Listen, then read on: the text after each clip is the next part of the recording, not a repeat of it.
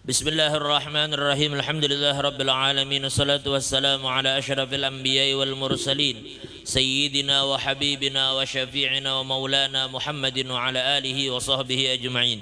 Qalu subhanaka la ilma lana illa ma 'allamtana innaka antal alimul hakim. ولا حول ولا قوة إلا بالله العلي العظيم. رب اشرح لي صدري ويسر لي أمري واحلل عقدة من لساني يفقهوا قولي. وقال المؤلف رحمه الله تعالى ونفعنا به وبعلومه في الدارين آمين. Alhamdulillah, segala puji hanya milik Allah yang telah mengumpulkan kita bersama-sama di majelis ini pada malam hari ini dalam keadaan sehat walafiat. Salawat dan salam kita haturkan kepada junjungan kita Nabi Muhammad sallallahu alaihi wasallam, kepada keluarga beliau, sahabat serta orang-orang yang rela meneruskan perjuangan beliau hingga hari kiamat.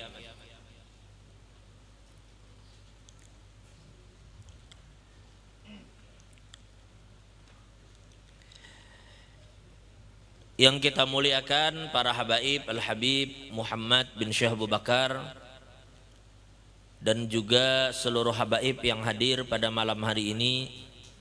Begitu juga hadir bersama kita Syekh Samir dari Sidin ini. Abah Sidin orang Maroko, Mama Sidin orang Belanda. Pubuhan menir juga kita. Sidin ini Masya Allah salah satu da'i yang memiliki ilmu dan wawasan yang luas. Mudahan Sidin panjang umur, sehat afiat. Dan Sidin ini kebelujuran masih bujang juga lagi. Jadi doakan Sidin mudahan cepat dapat bini yang solehah. Begitu juga seluruh guru-guru yang hadir, guru Darmawi, guru Sirat, guru Idham dan guru-guru yang lain, Bapak Ibu hadirin wal hadirah yang dimuliakan oleh Allah. Yang pertama kita mohon doa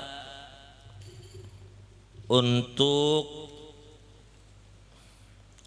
kesembuhan Haji Sabran bin Saman. Mudah-mudahan diberikan kesehatan kesembuhan oleh Allah.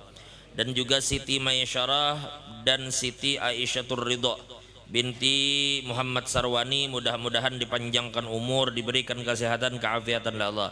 Dan juga doa untuk kesembuhan Resa Fitri Mustika binti Parwin Dursanto yang baru melaksanakan operasi usus buntu, mudah-mudahan diberikan kesehatan, kepulihan, keafiatan oleh Allah.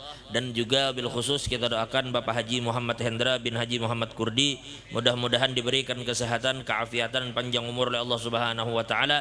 Dan semua yang sakit di antara kita, mudah-mudahan segala penyakitnya diangkat Allah, penyakit zahiran batinan, dan mudah-mudahan kita semua dikabulkan segala hajat, diberikan husnul khatimah ba'da tulil umur fi khair lutuf afiyah. Ala hadhihi niyyah wa ala kulli ma nawa bihi salafus salih wa ila hadratin nabi sallallahu alaihi wasallam. Al-Fatihah. Alhamdulillah rabbil alamin arrahmanir rahim maliki yaumiddin iyyaka na'budu wa nasta'inu ihdinas siratal mustaqim siratal ladzina an'amta alaihim ghairil maghdubi alaihim waladdallin amin. Bismillahirrahmanirrahim. Qala al-muallifu rahimahullahu taala sampai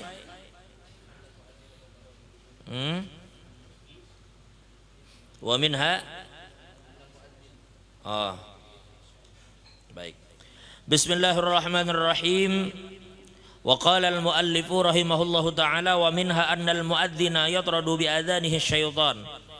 Dan di antara keistimewaan azan bahwasanya orang yang azan itu akan mengusir syaitan dengan azannya tersebut.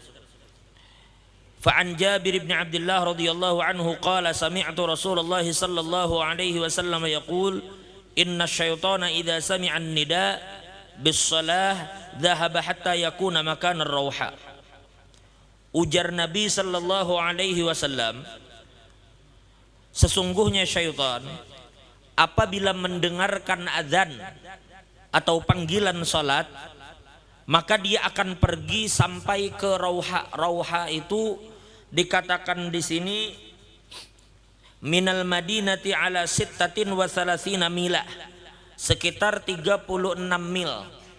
36 mil setara dengan berapa kilo ya? 1 kilo itu, 1 mil itu 1,8 kilo.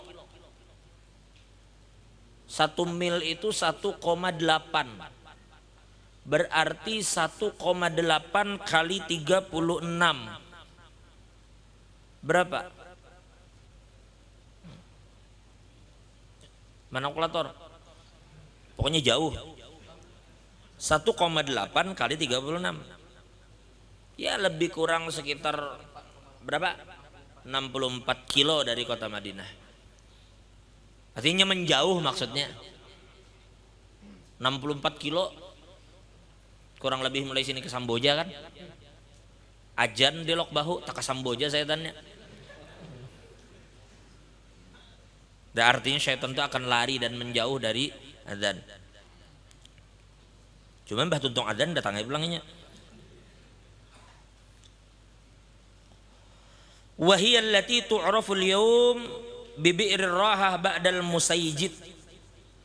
Dan ini hari ini disebut dengan bi'rur rahah ba'dal musayyid, setelah kampung Musayyid. Wa qala al-Imam an-Nawawi qila innama yudbiru syaitan li'idhami amril adhan wa limashtama alaihi min qawa'id at-tauhid wa idhari sya'airil islami wa i'lanih.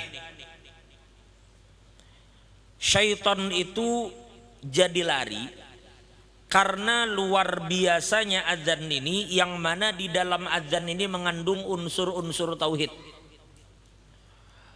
Dan juga azan ini menampakkan syiar Islam.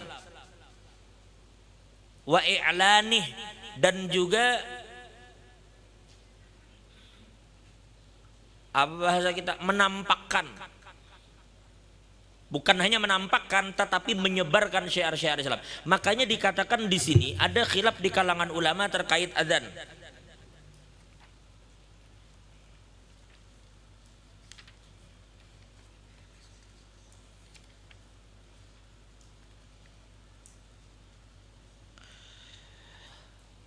Jadi di dalam mazhab kita Syafi'i, di dalam mazhab Imam Malik dan mazhab Imam Abu Hanifah, azan dan qomat itu hukumnya sunnah.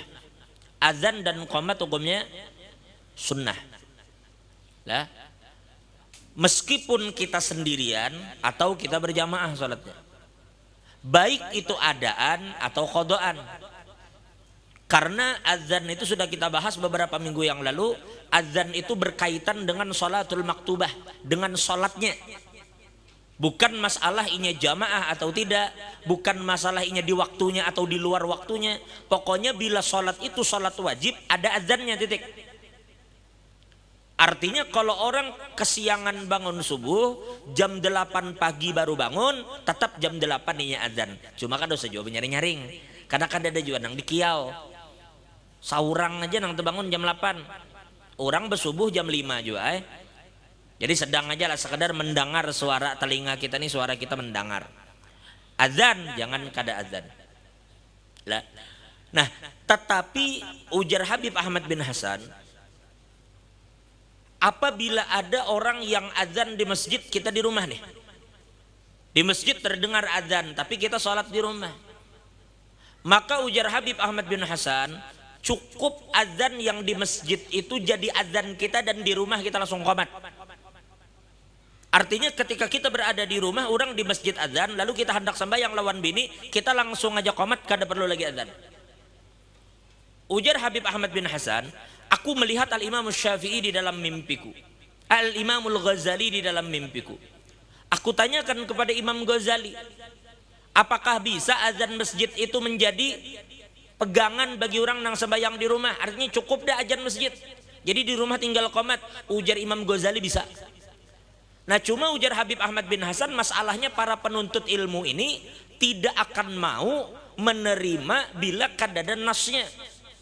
Ujar Imam Ghazali, katakan kepada mereka, nasnya ada di dalam kitab Al-Wasit.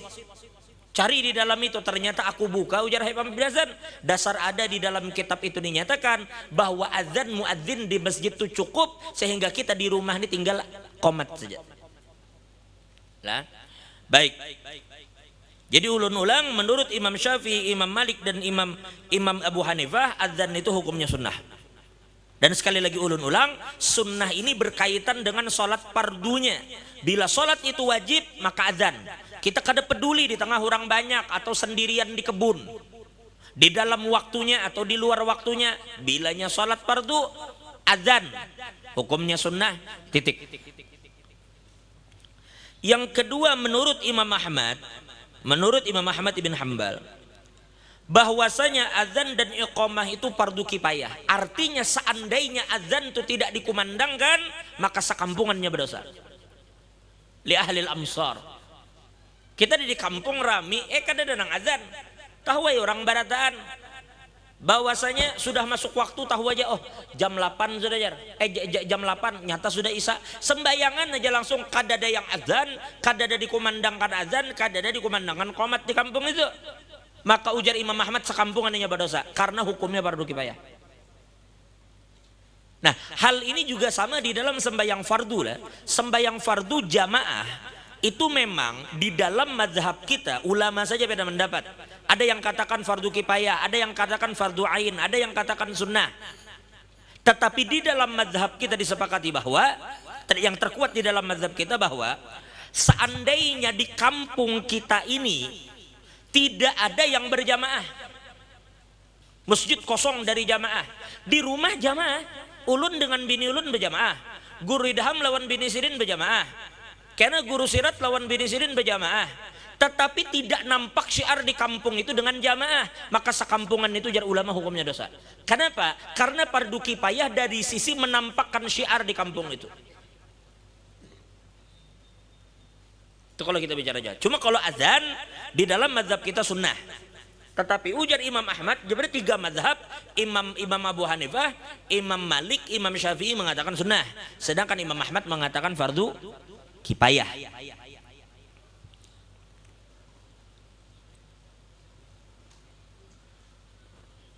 Pendapat ketiga, di dalam pendapat Imam Daud Al-Zahiri, mazhab Zahir betul lah. Ujar Imam Daud Al-Zahiri, sembahyang itu qomat dan azannya hukumnya wajib. Wajib arti wajib, berdosa ditinggalkan, tetapi sholatnya sah andai ditinggalkan. Ulun ulang, ujar beliau antara sholat dengan azan tidak berkait, tetapi azan hukumnya wajib. Bila kada azan berdosa, bila kada qomat berdosa. Tapi andai melaksanakan sholat tanpa azan dan qomat, sah. Karena kada berkait. Bukan seperti sholat dengan wudu. Ini pendapat Imam Daud Al-Zahiri. Sekali lagi ulang lah, apabila orang itu melaksanakan sholat fardu tanpa azan dan qomat berdosa, karena azan dan qomat itu wajib menurut Imam Daud Al-Zahiri. Tapi andai inya melaksanakan sholat tanpa azan dan qomat berdosa, tapi tetap sah. Nah, jadi kalau ada yang berpendapat begini pas kita keluar sana, kita jangan heran, jangan bingung.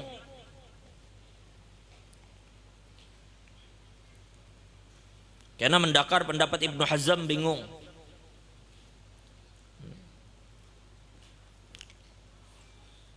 Dr. Ali Jum'ah di dalam masalah lelaki yang junub berada di dalam masjid boleh atau kada, beliau berfatwa mengikuti pendapat Al-Imam Ibnu Hazm. Dr. Ali Jum'ah di Mesir berfatwa dalam masalah ini mengikuti pendapat Ibnu Hazm. Juga mazhabnya mazhab Zahir. Ala kulli hal, kita tadi apa hukumnya dalam mazhab kita, Pak? Apa hukumnya? Sudah sampai situ beres, sudah mau dipahami itu paham. Nah, cuma sekedar menambah wawasan saja, ini loh pendapat ulama. Yang keempat, pendapat Imam Auza'i. Imam Auza'i ulama besar lah, Imam Auza'i ini ulama besar. Imam Auza'i ini sependapat dengan Daud Al-Zahiri. Berarti apa hukumnya azan dengan qomat? Wajib. Cuma bedanya apabila Daud Al-Zahiri mengatakan tanpa azan dan qomat salat sah, di dalam mazhabnya Imam Auza'i tidak. Apabila tidak qomat, tidak azan, lalu salat. Begitu tuntung salat ditanya orang, "Ikam tadi azan kah? Qomat kah?" Kada. Dan waktu salat masih panjang, wajibnya mengulang. Artinya tidak dibenarkan sholat tanpa azan dan qomat. Apabila masih ada waktu dan ini terlanjur melaksanakan sholat tanpa azan dan qomat, maka ulangi. Tapi bila waktu sudah habis, ya sudah, itu pendapat Imam Auza'i.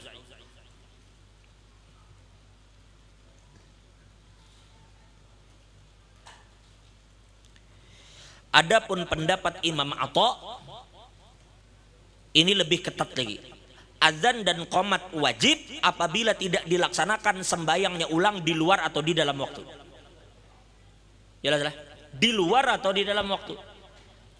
Baik.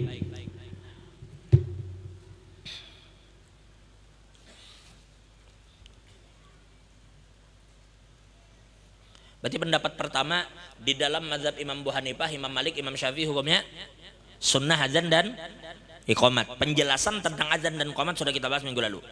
Kemudian yang kedua di dalam mazhab Imam Ahmad bin Hanbal hukumnya fardu kifayah. Yang ketiga pendapat Imam Daud Az-Zahiri hukumnya wajib azan dan iqamat. Tapi andai tidak dilaksanakan azan qomat, inya berdosa karena meninggalkan yang wajib. Tetapi ujar ulama, inya sah melaksanakan sholat dan tidak perlu diulang. Yang keempat, apabila dia tidak azan dan tidak qomat, lalu melaksanakan sholat, bila waktunya masih ada, ulang. Ini pendapat Al-Imam Al-Auza'i.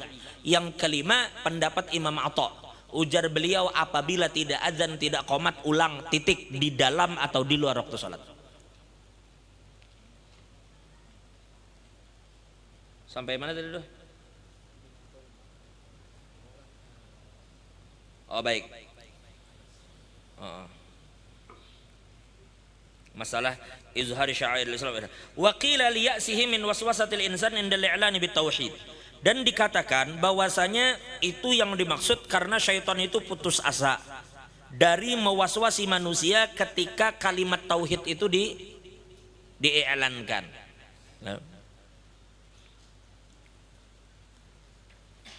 Wal muadzinuna min ahabbil ibadi ila Allah wa ruwiya an Anasin radhiyallahu anhu qala qala Rasulullah law aqsamtu la barartu inna ahabba ibadillah ila Allah la ru'atus syamsi wal qamar yakni al muadzinin wa innahum la yu'rafuna yawmal qiyamah bituli a'naqihim. Ujar Nabi, aku apabila bersumpah aku akan tepati sumpahku itu. Nah, ujar Nabi, sesungguhnya orang hamba yang paling Allah cintai ini dengan ribuan nang ketujuh azan. Hamba yang paling Allah cintai itu adalah orang yang menjaga dan memperhatikan perputaran matahari dan bulan. Maksudnya ini jaga waktu. Bahari kan kada ada jam, diperhatikannya benar matahari. Kan bahari orang pakai bayangan lah. Diperhatikan, wah ini artinya memperhatikan jam. Maksudnya orang yang paling Allah cintai ini adalah para muadzin. Di antara orang yang sangat Allah cinta muadzin. Dan mereka ini ujar Nabi di hari kiamat akan dikenal dengan lehernya yang panjang.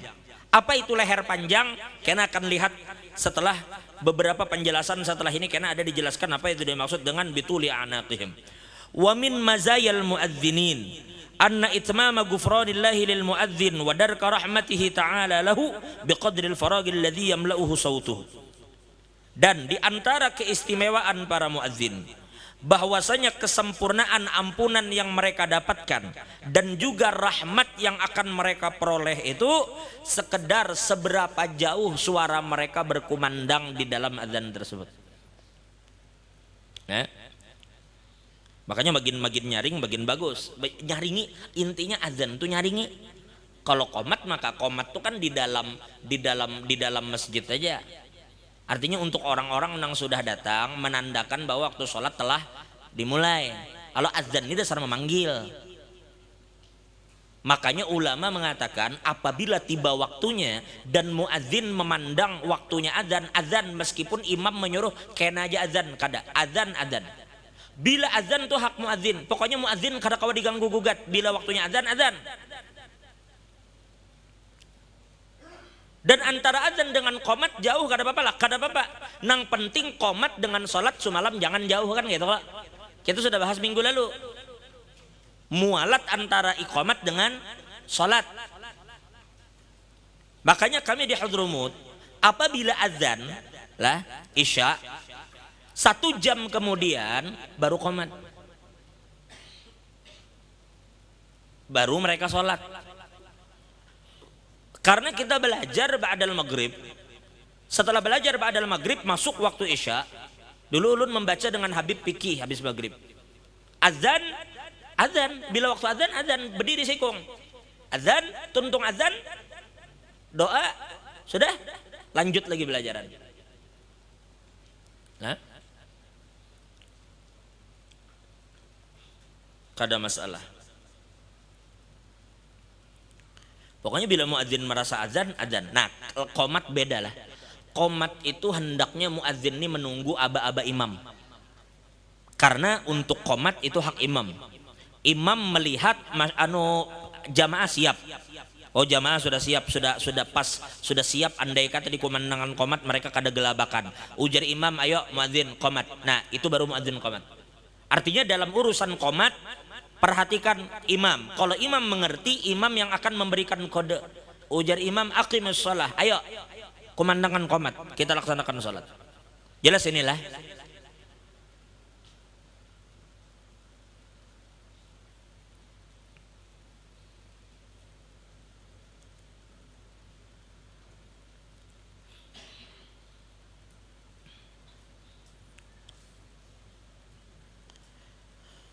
Sekalian aja, ada pertanyaan. Seandainya qomat, seandainya pun kita qomat, maka kita berdiri kapan ketika qomat?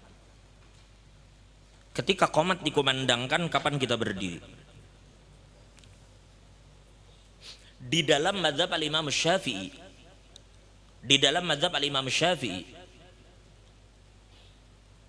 itu berdirinya adalah setelah selesainya qomat. Qomat tuntung, kita naik. Jelaskah? Baik. Ini pendapat di dalam mazhab Syafi'i. Adapun di dalam mazhab Imam Abu Hanifah, berdirinya itu ketika dibacakan hayya 'alas shalah. Hayya 'alas shalah, naik. Jadi kalau ada orang berdiri menunggu tuntung qomat, kada usah bingung. Di dalam mazhab Syafi'i, nanti dikatakan sekarang kita bicara lah qaul-qaul ini. Al-qaulul awal, idza syara al-muadzin fil iqamah. Pendapat pertama, bila qomat dimulai langsung berdiri. Allahu akbar, langsung aja berdiri. Ini pendapat pertama, pendapat Imam Atha dan Imam Zuhri. Imam Zuhri muridnya Imam Malik, muridnya Imam Sufyan Tsauri, gurunya Imam Sufyan Tsauri, gurunya Imam Malik, Imam Zuhri. Termasuk gurunya Imamul Auza'i. Nah.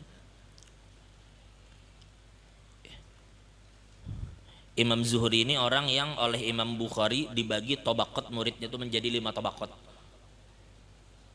Oleh Imam Bukhari, murid-murid Imam Zuhri ini. Dan Imam Bukhari hanya mengambil dari 2 tabaqat, yang pertama dan kedua dari murid Imam Zuhri. Imam Zuhri itu ada isi murid yang oleh Imam Bukhari diambil dimasukkan dalam sahihnya, itu adalah murid yang pertama adalah orang yang lama bersama Imam Zuhri, lama. Yang kedua memang orangnya memiliki kualitas hafalan yang baik dan dikenal sebagai orang yang adil. Pertama memang lawas berkumpul, yang kedua memang orangnya kuat ingatannya dan tidak dikenal pembohong. Ini berada di tabaqat pertama.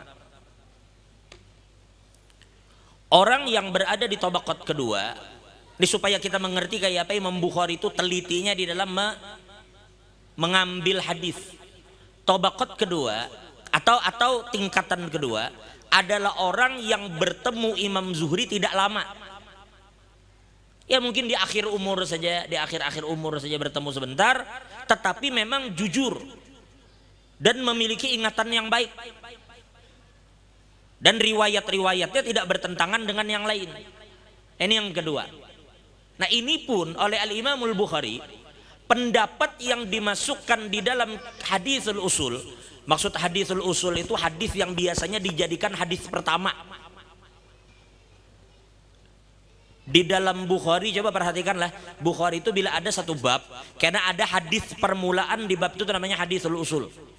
Hadis pertama. Untuk hadis pertama, Imam Bukhari tidak akan riwayatkan kecuali dari orang yang berada di tabaqatul ula. Kecuali yang berada di tabaqat pertama, orangnya lawas bertemu gurunya, yang kedua memang orangnya hafalannya kuat dan tidak pembohong. Oh iya. Amun memang jujur, hafalan kuat tapi bertemu guru setumat, kena dulu itu kelompok kedua kena. Paham maksudnya? Jadi Imam Bukhari tidak akan meletakkan hadis usul terkecuali orang yang memang dikenal lama bersama gurunya dan kemudian orang itu dikenal jujur dan dikenal kuat hafalannya. Nah, adapun hadis kedua itu biasanya Imam Bukhari gunakan dengan hadisul mutaba'at namanya. Hadisul mutaba'at itu hadis-hadis pendukung. Ada bab ini hadis membicarakan ini, misalnya bab azan ada hadis pertama, nah karena berikutnya ada hadis berikutnya itu namanya hadisul mutaba'at. Hadis yang menyokong hadis pertama. Nah, untuk hadis-hadis pendukung itu baru diambil dari tabaqat-tabaqat yang kedua. Segitu ketatnya Imam Al-Bukhari. Nah, ini Imam Zuhri salah satu orang yang murid-murid Imam Zuhri ini dibagi 5 oleh Imam Al-Bukhari. Imam Zuhri alim. Imam Zuhri ini termasuk sigharut tabi'in. Termasuk sigharut tabi'in. Baik. Imam Zuhri dan Imam Atha mengatakan apabila muadzin sudah mulai qomat, Allahu Akbar, langsung kita berdiri. Jelaskah? Jadi bila ada orang nang hanyar qomat langsung berdiri, jangan heran. Yang kedua, al-qaulus tsani, kita berdiri ketika muadzin mengucapkan kalimat hayya 'alas shalah. Hayya 'alas shalah, ujar imam, ujar muadzin. Nah, berdiri kita. Jelaskah? Hah? Dua. Yang ketiga, ini pendapat Imam Syafi'i. Kita Imam Syafi'i pendapat ketiga, yaqumu idza faragal muadzinu minal iqamati. Kita berdiri apabila muadzin tuntung qomat. La ilaha illallah. Hanya kita berdiri. Tapi memang mestinya orang-orang dahulu sab sudah tertata. Nggak orang di Madinah, di Makkah kadanya kayak kita begitu anu tuntung qomat abut bercari sab. Orang memang sudah duduk di sab masing-masing, kayak itu mestinya. Jadi mun kita tampaknya mulai awal aja bagus sudah. Karena mun akhir abut pulang baca carian sab kena. Lawas pulang imam menunggui, akhirnya menunggui sabnya nah. Tamam. Pendapat keempat. Ada pendapat keempat. Yusannul qiyamu 'inda qaulil muadzin qad qamatis shalah. Nah, sampai di kalimat qad qamatis shalah baru apa? Berdiri. Qad qamatis shalah, qad qamatis shalah, baru berdiri. Nah, ini pendapat Imam Ahmad ibn Hanbal. Jadi pertama ujar Imam Atha dan Imam Zuhri begitu mulai qomat berdiri. Pendapat kedua hayya 'alas shalah berdiri. Ini pendapat Imam Abu Hanifah. Pendapat ketiga di kalimat qad qamatis shalah, ini pendapat Imam Ahmad. Pendapat keempat mengatakan setelah selesai qomat. Ini pendapat Al-Imam Syafi'i. Yang kelima, laisa lil qiyami waktun muhaddad. Berdiri ini kada ada waktu khusus. Terserah aja. Terserah aja. Yajuzu lil musalli al-qiyamu fi awwalil iqamati au fi asna'iha au akhiriha. Boleh aja kita berdiri di awal, di tengah, di akhir, atur aja. Tidak ada ketentuan khusus. Boleh di awal, di tengah, di akhir. Apa aja orang itu sekarapmu dewe kah Pak? Sengkarap apa sih? Apa itulah walhasil. Tasarah pian aja. Sekehendak sampean aja. Nah, ini yang kelima ini pendapat Imam Malik. Di dalam mazhab Malik dikatakan udah kada usah repot, pokoknya bila batis pina singkal masih tunggui tuntung. Bila kira-kira batis kesamutan berdiri aja awal qomat. Tidak ada waktu khusus untuk berdiri. Ini pendapat Imam Malik.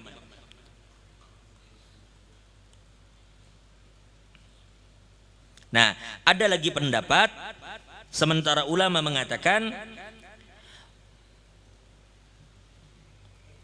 kita baru bangun ketika imam sudah datang. Kayak kisahnya kayak ini. Jadi ada riwayat dari Qatadah kan. Kan Nabi Muhammad ini sallallahu alaihi wasallam, sini kan masjid bersebelahan nih lawan kamar. Jadi mereka qomat. Jadi Nabi ini belum tentu keluar.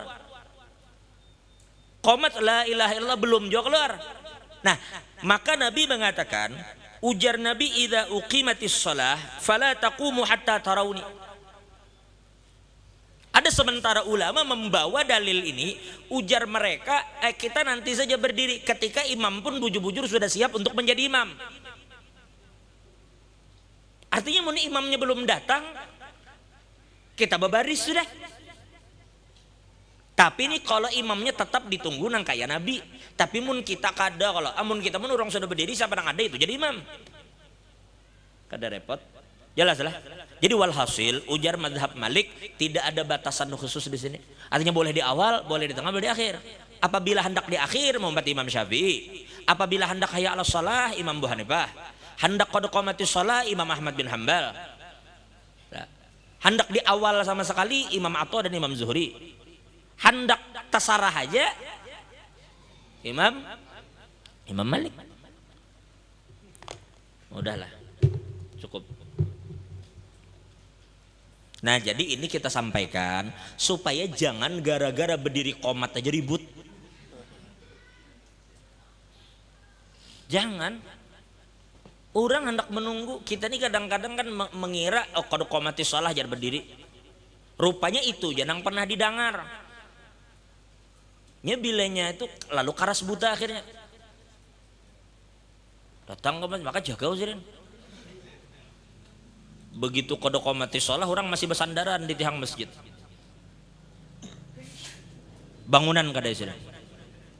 Ini sudah qad qomatis shalah sih. Kami kada bangun ku tampar kami sih. Oh.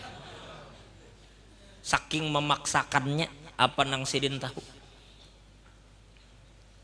Jadi jangan kita mengira apa nang kita tahu itu satu-satunya pendapat, jangan. Makanya dulu ketika ulun di Hadramaut sering mendengar ungkapan, ya anggaplah begini kalimatnya,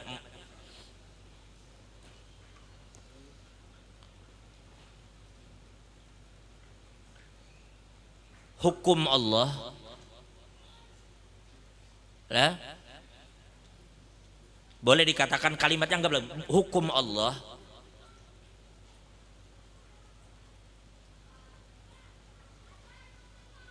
bukan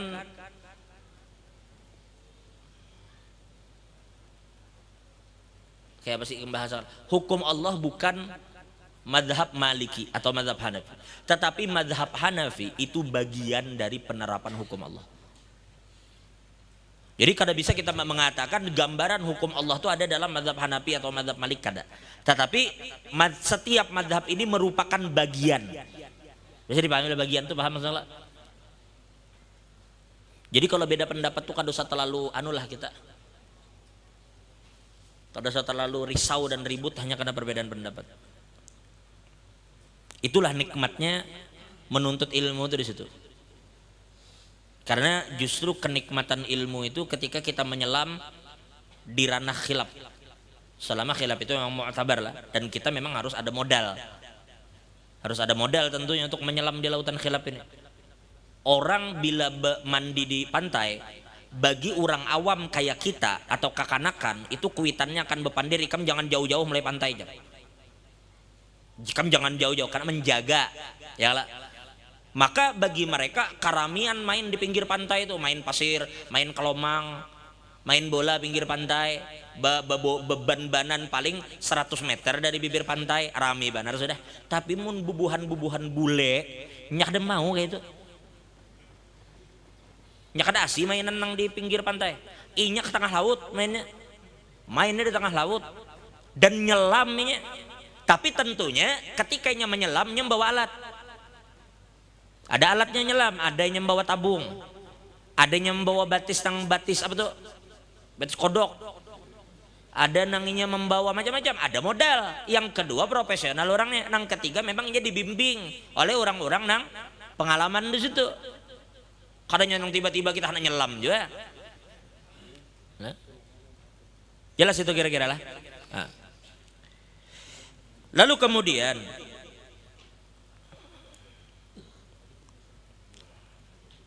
wa qala Rasulullah sallallahu alaihi wasallam yughfaru lil muadzini muntaha adzanih, diampuni bagi muadzin itu setelah inya menyelesaikan adzannya. Wa yastaghfiruhu kullu rabbin wa yabisin sami'ah, dan memintakan ampun baginya setiap apapun yang mendengar adzannya, baik benda padat ataupun benda eja kita tuh yang basah nang karing, semuaan makhluk hidup makhluk nang kada hidup semuaan memintakan ampun. Hanya benda hidup benda mati, hendaknya jamit benda mati atau yang hidup memintakan ampun. Wa minha annal muadzina sab'a sinina ihtisaban lillahi ta'ala tuktabu lahu bara'atun minan nar. Dan di dalam riwayat dikatakan bahwasanya orang yang azan selama 7 tahun semata-mata mencari ridho Allah. 7 tahun azan, 7 tahun dah jadi kaum di kampung, kada ada orang upah, kada apa, di kampung-kampung sana, maka Allah akan menetapkan, mencatatkan baginya nang azan 7 tahun tadi untuk mencari ridho Allah, maka itu akan menjadi penebus baginya dari api neraka. Penebus artinya insya Allahnya kada bakal masuk neraka. Bahari apabila kita main monopoli, ya lah, apabila kita main monopoli bahari, ada kartu bebas dari penjara. Iya kah bahari? Iya kah real? Ada kartu bebas penjara. Itu bahari kawa dijual. Kartu nang aslinya lah, kalau nang kita main di kampung kawa dijual. Kartu bebas penjara. Itu berapa kali berlakunya, real? 3 kali. Apa sekali masuk penjara? 3 kali dan bahari dan. Pokoknya kartu tuh kita kebal. Bila tak kena putaran pas masuk penjara, kita kada masuk karena kartu itu ada. Itu bahari kayak itu. Artinya kita seputaran tuh aman. Apabila kita masuk penjara aman karena ada kartu penebus keluar dari penjara. Artinya maksudnya kada bakal masuk. Nah kayak itulah orang apabila sudah ditetapkan selamat dari neraka, kada bakalnya masuk. Orang bila ditetapkan masuk surga bisa aja masuk neraka. Maka dia akan diberikan rumah di surga, berarti bakal masuk surga kan, tapi bisa aja ke neraka dulu. Tapi kalau orang tuh dikatakan dia akan dijauhkan dari neraka, kalau dijauhkan tuh parah aja kada apalagi masuk. Menurang dijauhkan dari neraka tuh kan dekat aja kada apalagi masuk. Mudah Allah jauhkan kita dari neraka.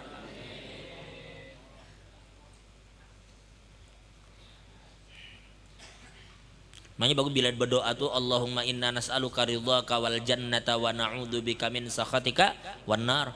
Ya Allah, ulun meminta ridho pian dan surga, dan ulun meminta perlindungan daripada amarah dan murka pian serta perlindungan dari neraka. Karena kita kada tahu setiap hari itu apabila kabul.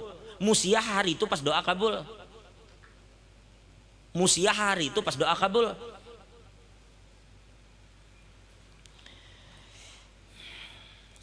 Kemudian waruwiya an sayyidina Abdullah bin Abbas anna Nabiy sallallahu alaihi wasallam qala man adzana 7 sinina muhtasiban kutiba lahu bara'atun minan nar.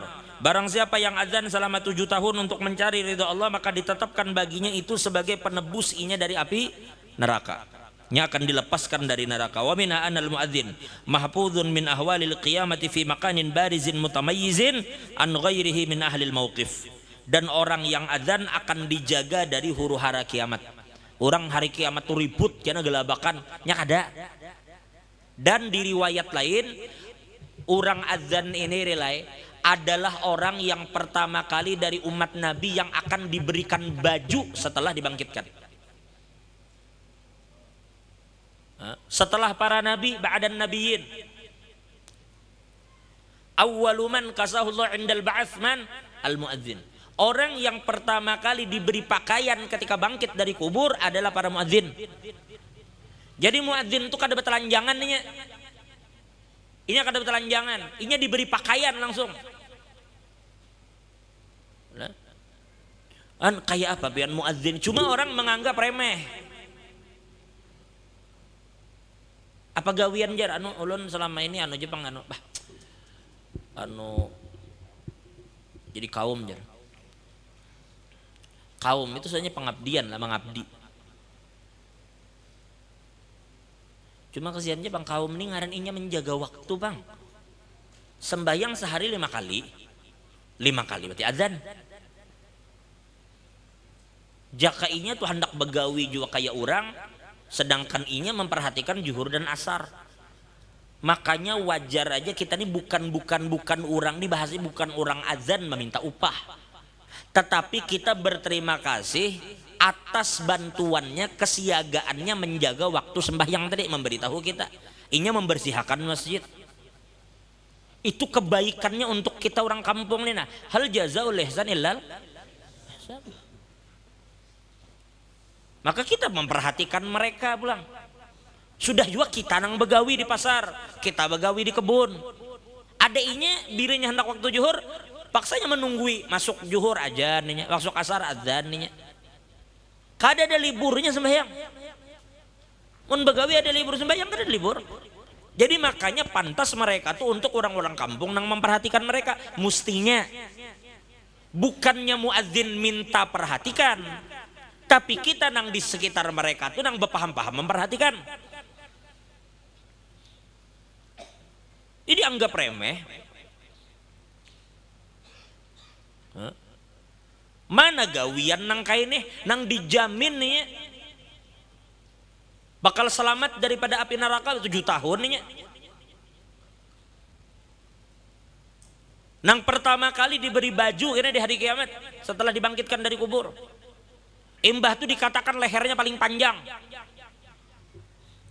Nah makanya di sini dikatakan fi makanin barizin mutamayyiz, inya berada di tempat berbeda dari yang lain. Orang di hari kiamat tuh ketakutannya ada wadah khusus. Biar aja orang abutnya ada khusus. Jaka kita turun pernah dulu waktu mengantar Habib Ali ke bandara. Itu bandara khusus sama gubernur. Anu ruangannya. Nya bila Kapolri kah atau presiden kah atau gubernur kah nang pejabat situ ruangannya kada masuk lodang lain. Nya di situ ranjangnya ada, kamarnya ada, kada abut, makanan disiapkan di situnya nunggui. Orang maka di sana beributan mbak antri. Nya kadanya di sini nah, ruangannya lain. Tiba-tiba kena ada bis, ada mobil mengambil untuk sampai langsung kamu ke pesawat. Didatangi sudah anu aya pian brak kada abut nang ini itu. Inya memiliki makanan mutamayyiz.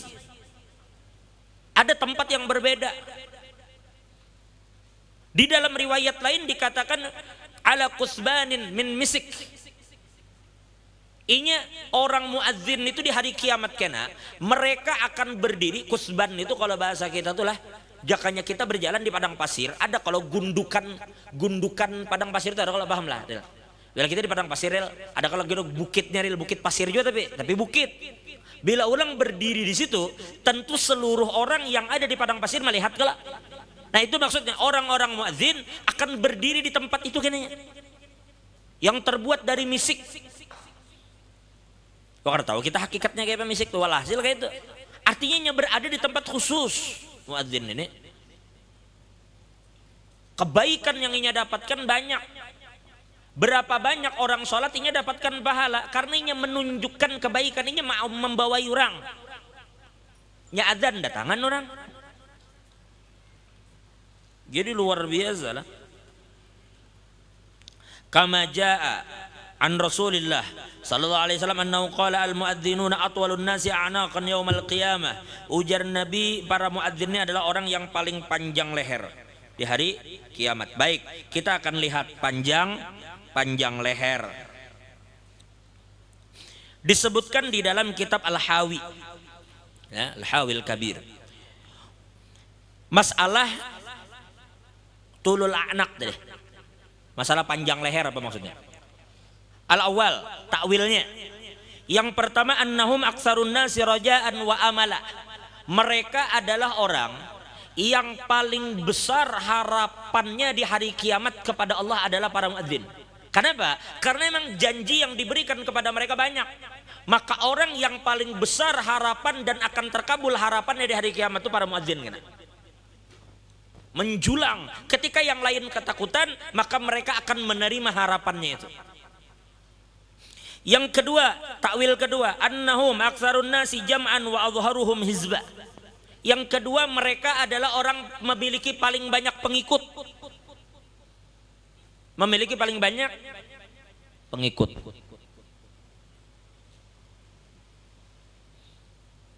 Paling banyak jamaahnya. Iya, orang inya azan, orang berataan nang datang itu kan karena sidin azan. Dan ada riwayat lain, tunggulah ulun ada terbaca riwayat bahwa orang yang azan ini inya kena akan berdiri di pintu surga untuk memberikan syafaat kepada orang yang mereka mau. Allah akan berikan mereka izin memberi syafaat, tubuhan muadzin. Makanya di Hadramaut tuh jangan heran para ulama-ulama besar tuh adzan. Jika ibarat kita masuk ke masjid yang adzan pentolannya. Makanya kita katakan minggu lalu, seandainya tomak yang boleh itu di sini. Makanya kan dikatakan jakanya kawa tuh, kita nang adzan, kita nang imam, kita gawi semua. Kita adzan, kita qomat, kita imam. Kan kayak itu kalau dalam kitab dikatakan kemarin jakanya kawa. Cuma mau jarbuhannya bebagi ya. Cuma andai memilih mana ganal fadilah imam dengan adzan, ganal adzan. Ganal adzan. Jelas lah. Karena Nabi memintakan ampun. Ujar Nabi, Allahumma ghfir lil muadzinin. Ya Allah, berikan ampunan bagi orang muadzin. Jadi muadzin afdal daripada imam. Meskipun Nabi tidak azan, Nabi jadi imam. Kenapa? Karena ujar ulama kalau Nabi azan harau hukumnya orang wajib datang. Makanya Nabi kada azan. Meskipun ada ulama mengatakan jadi imam lebih afdal. Karena itu gawian para anbiya. Dan itu gawian para al-khulafaur rasyidun. Mereka jadi imam bukan jadi muadzin. Tapi menurut mayoritas ulama azan lebih afdal. Baik.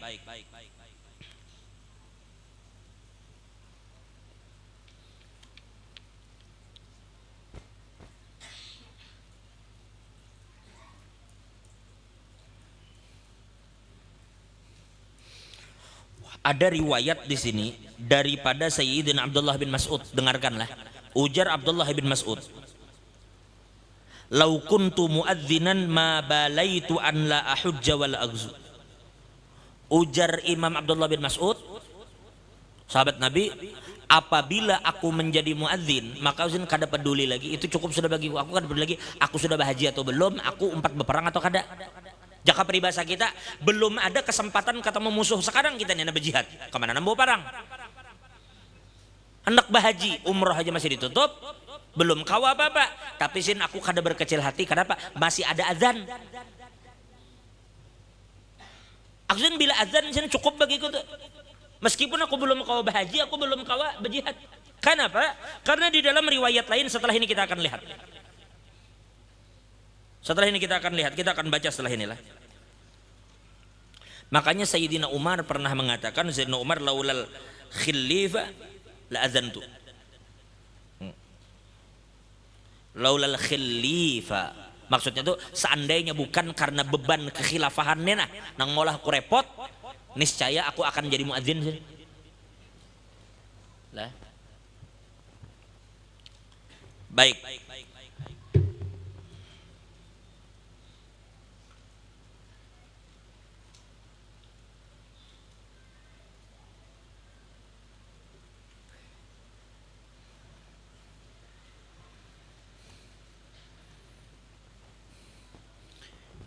Berapa tadi Hanyar?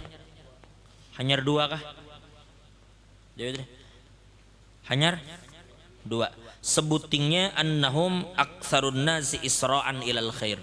Merekalah orang yang paling cepat mendapatkan kebaikan. Ya karena kebaikan yang dijanjikan bagi mereka besar benar. Ala kulli hal. Dan tadi maksudnya mereka orang yang paling menonjol karena di hari kiamat. Panjang. Orang bila gulu panjang tinggi pada yang lain. Lalu itu enang dilihat orang. Artinya menonjolnya. Berbeda kedudukannya dengan yang lain. Wa mina anna man adzana isnata asyarata sanah. Nih panjang lagi lah. Dan siapa yang adzan selama 12 tahun. Bah ini senior bana sudah kaum kayaknya 12 tahun. Pun. Bah 12 tahun. Jakanya mulai awal SD lulus SMA. 12 tahun wajabat lahul jannah, pastinya masuk surga. Pasti masuk surga. Fa'an Abdullah bin Umar, berarti maksudnya salah satunya diantaranya maknanya ini inya akan mati husnul khatimah itu berarti.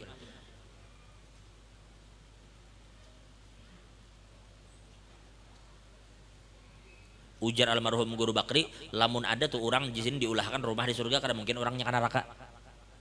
Berarti bakal masuk surganya. Waruwi an Sayyidina Abdullah bin Umar. Sudah adalah. Anin Nabi sallallahu alaihi wasallam qala man adzana isnata asyarata sana wajabat lahul jannah wa kutiba lahu bi ta'dzinihi fi kulli yawmin 60 hasanah wa kulli iqamatin 30 sanah. Ini hadis diriwayatkan oleh Imam Hakim di dalam Mustadrak dan juga diriwayatkan oleh Ibnu Majah. Orang yang adzan selama 12 tahun maka inya mesti masuk surga dan dicatatkan di setiap adzannya di setiap hari itu 60 kebaikan dan setiap qomat 30 kebaikan. Jadi bilanya qomat lawan adzan 90 kebaikan. Makanya cakanya kawa kita nang adzan kita nang qomat. Karena tuh ada lagi perbedaan pendapat apa hukumnya berbeda orang adzan dan qomat. Kalau dalam kita Adzan Syafi'i kada apa-apa, boleh inya adzan, boleh inya qomat. Boleh juga inya adzan orang qomat.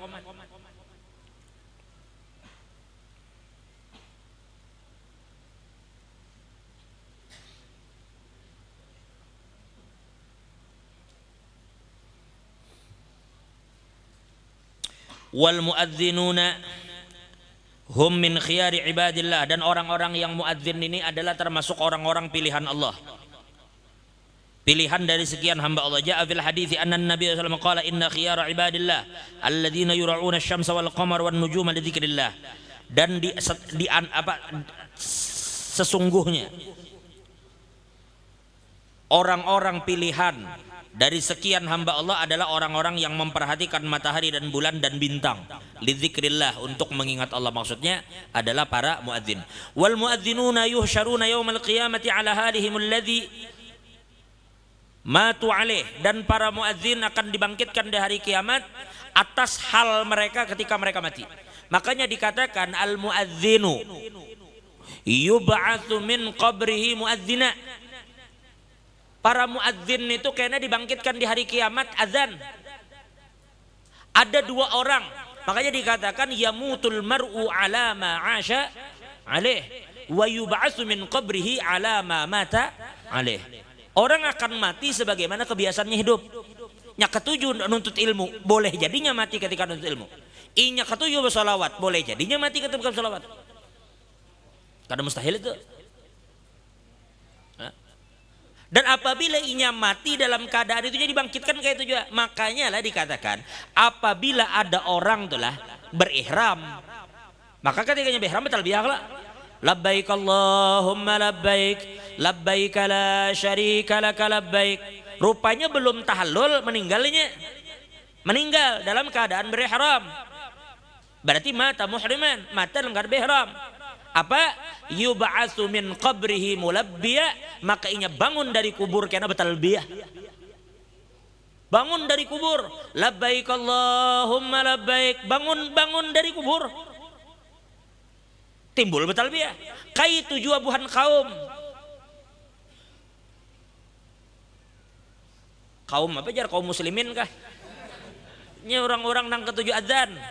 orang-orang nang adzan, para muadzin.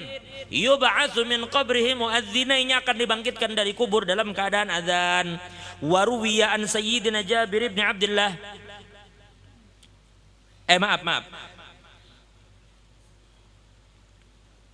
Fannasu fi khaufin wa jaz'. Dan manusia di satu ketakutan. Mereka gentar, takut, merasa mengeri di hari kiamat kita. Dibangkitkan dari semua orang ketakutan. Wahum mustaghiluna bil adzan, orang ketakutannya adzan. Ajan ajanya. Karena tahu urusan orang.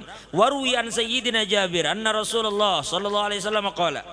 Ini hadis diriwayatkan oleh Imam At-Tabarani. Ujar Nabi, innal muadzinina wal mulabbina yakhrujuna min quburihim yuadzinul muadzin wa yulabbil mulabbi. Ujar Nabi, orang yang azan dan orang yang bertalbiyah, maka mereka akan dibangkitkan dari kubur dalam keadaan azan dan bertalbiyah. Jadi nang bahari azan, nang bahari bertalbiyah.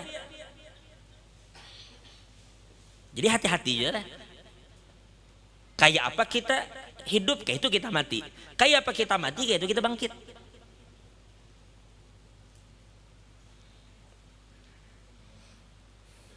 Mati pas menyawer.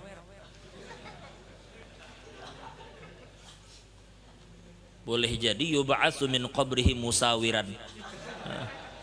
Dibangkitkan dari kubur dalam keadaan nyawer juga. Hati-hati juga tuh. Hati-hati.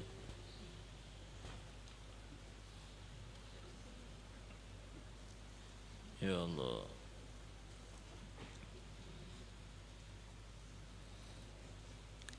Ya mudahan kita husnul khatimah beratan karena innamal a'malu khawatimuha, karena yang ianya tuh di akhir. Nang ianya tuh akhirnya itu. Kayak bola, semalam bola kan? Boleh tertinggal. Nang penting hasil akhir. Padahal secara logika kalah sudah. Apa menit 90? Ya Karel. Menit 90 sudah penalti. Logika manusia kalah sudah. Penalti 80%, 85% gol mestinya. Berduaan aja lawan kiper kan, berduaan. Nyata-nyata peluang besar 80-90% gol. Sekalinya apa? Kada gol. Berduaan aja lawan kiper nendang kada gol. Bah. Apa kata Senawi?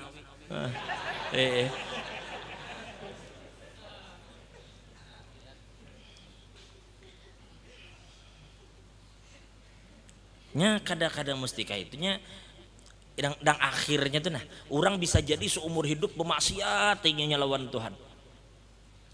Tapi Allah catat inya sebagai ahli surga. Taufik Allah. Taufik ini kita kada tahu lah. Bila Allah memberikan hambanya taufik, sedetik anak mati tang betobatnya, maka atta ibu minaz zambi kaman la dzambalah. Orang nang betobat dari dosa tuh kayak kada pernah berbuat dosa jadinya. Ya Allah, mudahan Allah berikan kita taubat indal maut. Wa maghfiratan ba'dal maut. Wa afwan indal hisab wa amanan minal adzab. Wal fauza bil jannah wan nadhara ila wajhil karim. Amin ya rabbal alamin.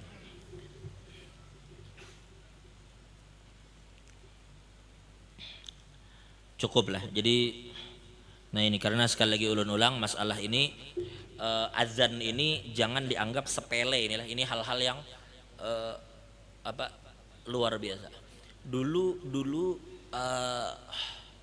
ulun kada ingat berapa tahun, mungkin Habib Muhammad kalau kada khilaf berapa dulu ulun pernah baca Al-Imam Haddad diisi murid yang tiba-tiba hendak belajar kimia. Guru ulun hendak belajar kimia. Ada dasarnya di sini. Adang-adang lah di mana ya? Di dalam Fawaidul Mukhtarah ada Fawaidul Mukhtarah lah. Ada Faidul Mukhtarah Bang di situ, cari anak siapa? Ada di situ. Berapa tahun supaya mun kada melihat nih. Al Fawaidul Mukhtarah.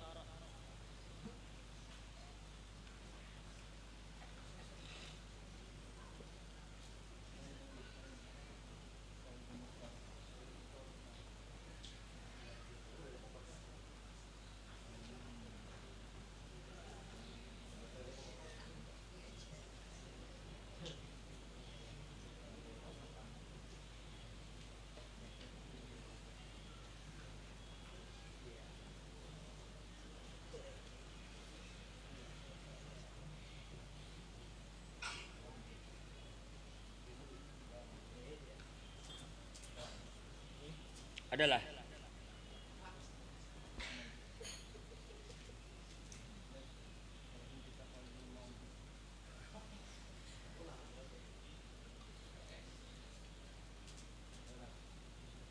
Biar ya.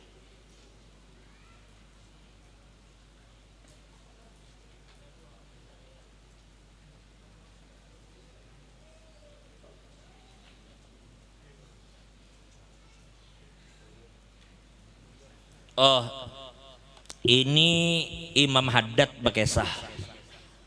Imam Haddad Bekesah di dalam risalah Muawanah. Ja'a rajulun ila Syekh Abil Hasan Syadzili. Al-Imam Abil Hasan Syadzili. Yas'aluhu ayyu'allimahul kimia. Nyana belajar kimia. Tapi ini qalbul ain ilal ukhra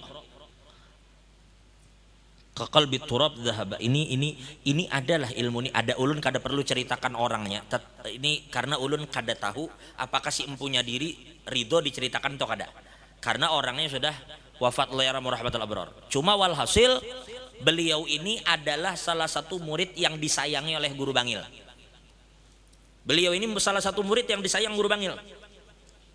Banyak yang tahu cerita ini, banyak. Abah Gurudin diantaranya. Abah Gurudin termasuk orang yang dikisahkan oleh seempunya diri langsung.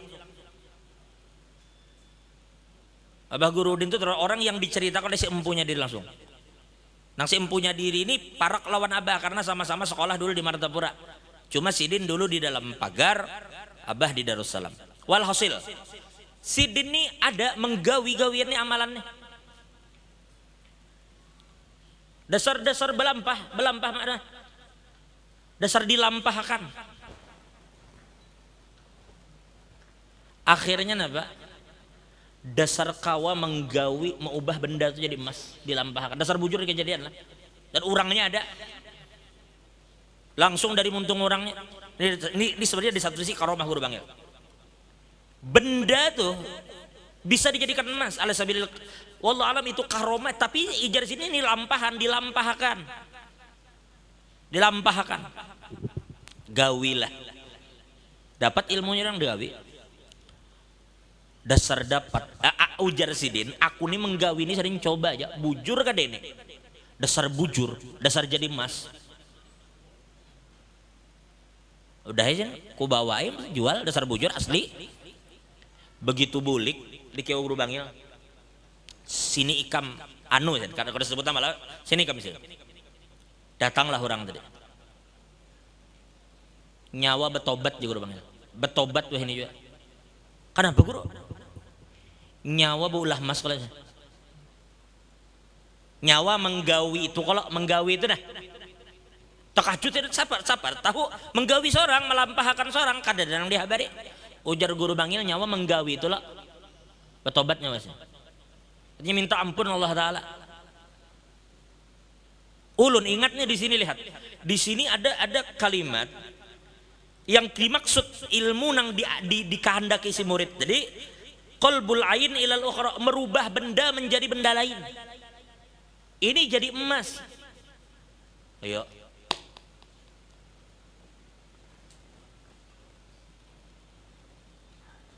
Tapi di akhir ada wahadza la yuhibbuhus salaf. Ini adalah gawian yang para salaf kada suka ilmu ini. Berarti bisa. Tapi salaf kada suka.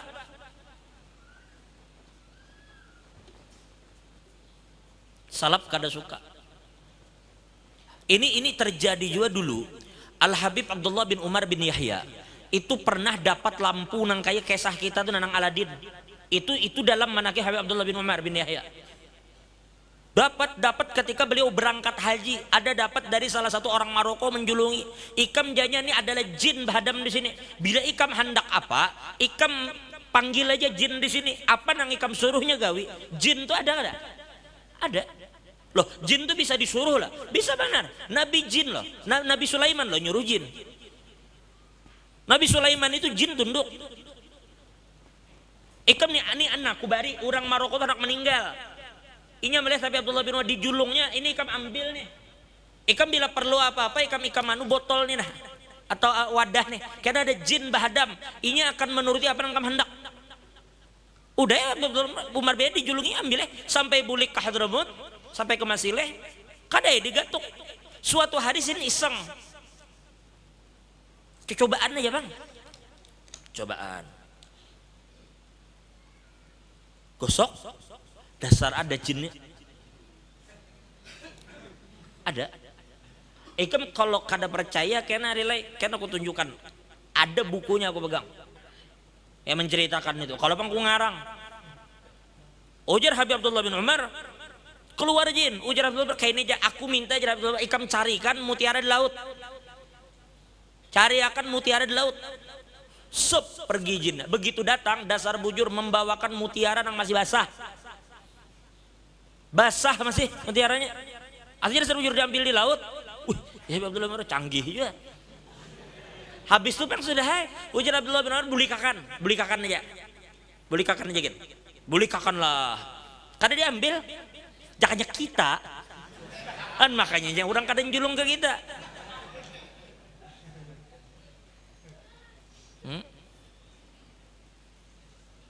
Kita kan kau melihat nang pinaba anu sedikit. Singkat cerita. Isuknya beliau salat berjamaah belajar di hadapan Habib Abdullah bin Thahir. Habib Abdullah bin Umar bin Yahya ini keponakan Habib Abdullah bin Thahir. Karena mama sidin dang sanak Habib Abdullah bin Husain. Jadi Habib Abdullah bin Husain bin Thahir ini paman oleh Habib Abdullah bin Umar bin Yahya. Begitu tuntung sembahyang, tuntung belajaran, semua orang bersalaman. Begitu giliran Habib Abdullah bin Umar, Habib Abdullah bin Thahir mengangkat tangan. Angkat tangan, menyembunyikan tangan gitu. Bingung Habib Abdullah bin Umar, kenapa aku kada disalami, ada salah apa aku? Terus dikapungi tetap Habib Abdullah bin Umar, Habib Abdullah bin Umar julung tangan. Sampai terakhir berubah wajah Habib Abdullah bin Husain bin Thahir. Ujar sidin, wahai Abdullah, ada kajian di antara salaf-salaf kita tuh bila hendak meminta apa-apa tuh minta bantuan lawan jin.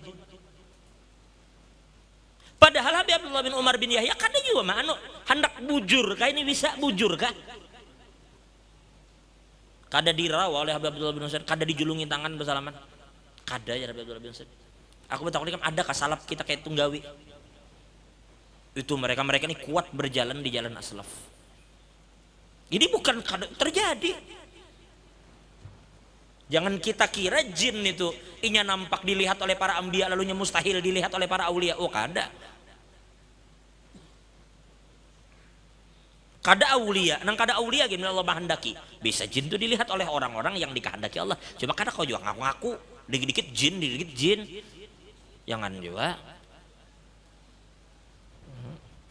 Melihat orang behingusan, itu anu jar ada jin dia anu jar. Orang behingusan sedikit, itu jin coba sarang di hidungnya jar. Misalnya kayak itu. Itu anuan pulang kayak itu. Nya ada juga pulang nang sedikit jin.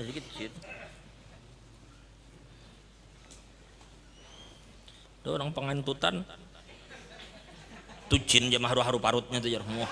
Misalnya kayak itu. Walhasil.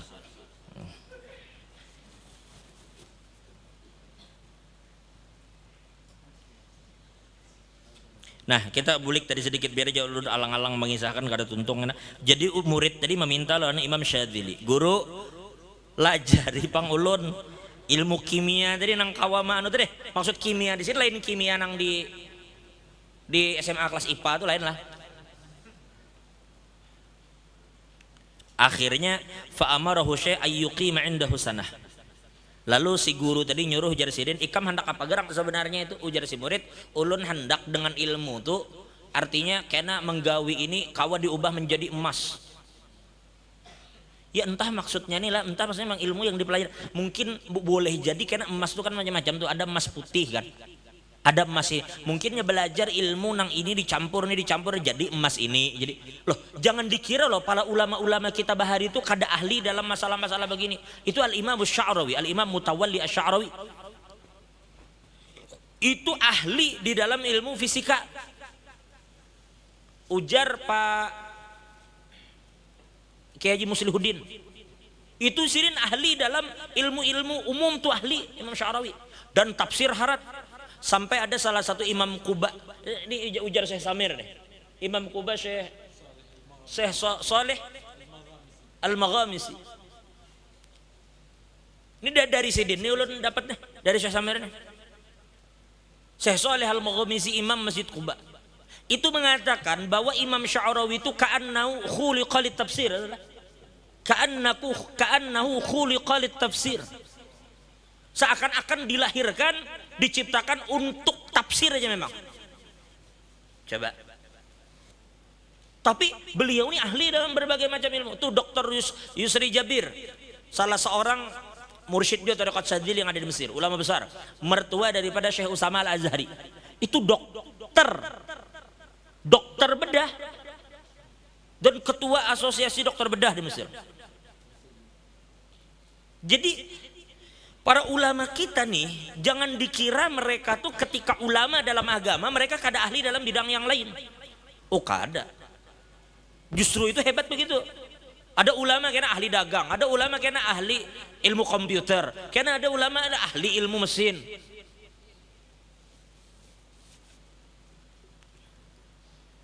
Imam Syadzili, tapi jadi Imam Syadzili kayak ini, ikam kan hendak menggawi sekira ini jadi campur-campur apakah kayak minyak harum tuh, nah minyak harum tuh inya melekol dicampur hasilnya lain kan.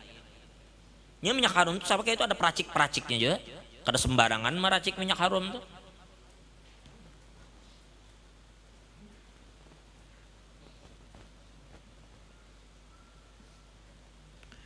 Nah, ujar Imam Syadzili, wa syarata alaihi ay yatawadda kullama ahdath wa yusalli rak'atain wa wa'adahu ta'lim ba'da dzalik.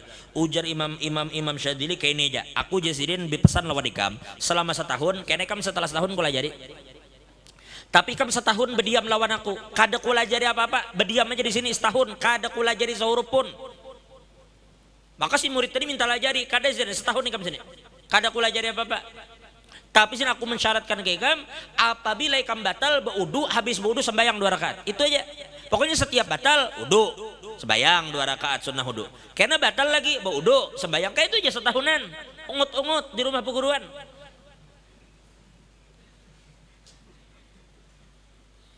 Akhirnya bang, falamma kamulatis sanah, dhahaba dzalika ar-rajul ila bi'rin yastaqi minha ma'an, fatala ad-dalwu mamlu'an dhahaban. Coba.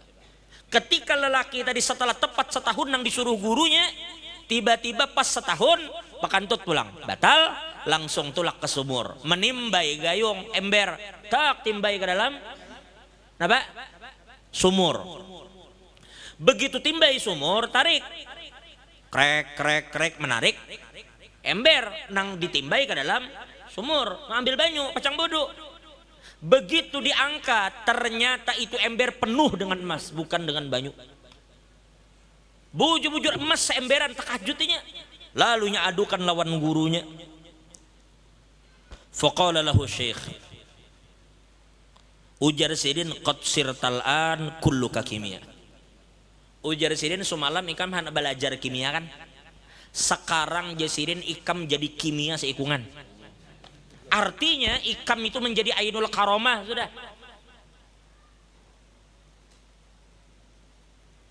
Karena keistiqomahan menjaga wudu tadi. Bila berwudu, karena batal sembayang, berwudu lagi, sembayang 2 rakaat, itu setahunan. Makanya ulun dulu ketika belajar jadi santri, guru tuh memadai sidin ikam jasidin nangai jakanya kawa wudu jangan pagat dari para santri-santri ini, berinya berwudu batal berwudu. urusan belancat nomor sekian. Belancat kau aja diobati. Masalah belancat kau aja diobati. Batal udu. Tapi setahun gue mah wudunya karena dia dapat emas. Jangan juga mah harap dapat emas. Gawi aja 2 tahun 3 tahun karena lihat hasilnya kayak apa. Orang nang mulazamah dalam wudu tadi. Nah ini inilah disebutkan diceritakan Imam Haddad dalam Risalatul Mu'awwal. Wallahu a'lam bishawab. Nah itu sedikit insyaallah kita akan lanjutkan di minggu akan datang. Masalah azan dan iqamat belum selesai kita masih. Ini ulun pikir abis ini kita habis bab ini, bab yang fadailnya, karena ada pulang di sini masalah fadlu ijabatil muadzin, fadilah menjawab azan lain lagi tuh. Karena ada doa-doa setelah azan yang apabila dibaca seperti yang Rabbighfirli wali walidayya, Rabbighfirli wali walidayya, Rabbighfirli wali walidayya, Rabbighfirli wali walidayya, 5 kali, warhamhuma kama rabbayani shaghira. Itu dibaca insya Allah setelah habis wudu, Allah akan catat kita sebagai anak yang berbakti gini di hari kiamat. Tapi tetap lon kuitan bakti juga. Cuma kalau pang orang inya waktu hidup kuitannya kada sempat kesannya minta ampun, belanya bertobat sudah. Mungkin ketika kuitannya mati belum sempat inya bermaafan meminta ampun, maka bacalah itu Rabbighfirli wali walidayya, Rabbighfirli wali walidayya, Rabbighfirli wali walidayya 5 kali, ditutup warhamhuma kama rabbayani shaghira. Setiap habis berwudu dibaca itu insya Allah akan catat kita termasuk dalam kelompok orang yang berbakti lawan kuitan, termasuk kena doa birrul walidain. Alhamdulillahilladzi amarona bisyukril walidain wal ihsani ilaihima. Nah itu tuh terus baca, bagus juga itu untuk orang-orang yang bisi kuitan atau yang kuitannya sudah wafat. Wallahu a'lam bishawab.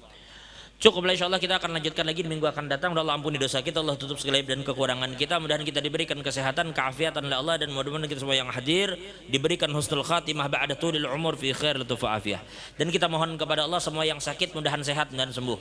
Yang mana kebanjiran di beberapa hari ini hujan, mudah-mudahan Allah ganti kerusakan-kerusakan mereka dengan harta yang lebih baik, lebih barokah, dan Allah berikan keistiqomahan kita di dalam menuntut ilmu dan menyebarkan ilmu, dan mudah-mudahan Allah memberikan di hati kita kelezatan di dalam menuntut ilmu, dan mudah-mudahan Allah dengan rahmatnya yang luas menghidupkan kita menuntut ilmu, dan kita dimatikan dalam keadaan menuntut ilmu, kita dihidupkan beriman, dimatikan dalam keadaan beriman, dan dikumpulkan bersama orang-orang beriman.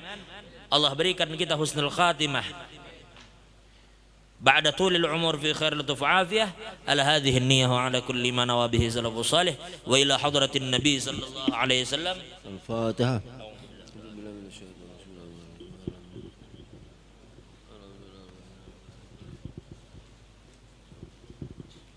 بسم الله الرحمن الرحيم الحمد لله رب العالمين حمدا يوافي نعمه ويكافئ مزيده اللهم صل على سيدنا محمد وعلى ال سيدنا محمد اللهم اغفر لنا ولوالدينا وارحمهم كما ربونا صغارا اللهم اغفر لنا واغفر للمسلمين الاحياء منهم والاموات اللهم ارحمنا وارحم المسلمين اللهم اغننا بالعلم وزينا بالعلم واكرمنا بالتقوى وجملنا بالعافيه اللهم اغننا بحلالك عن حرامك وفضلك عمن سواك اللهم ربنا هب لنا من ازواجنا وذريتنا قرة واجعلنا للمتقين اماما اللهم انا نعوذ بك من الهم والحزن ونعوذ بك من العجز والكسل ونعوذ بك من الجبن والبخل ونعوذ بك من غلبة الدين وقهر الرجال اللهم اعنا على ذكرك وشكرك وحسن عبادتك اللهم ربنا آتنا في الدنيا حسنة وفي الآخرة حسنة وقنا عذاب النار بفضل سبحان ربك رب العزة عما يصفون وسلام على المرسلين والحمد لله رب العالمين.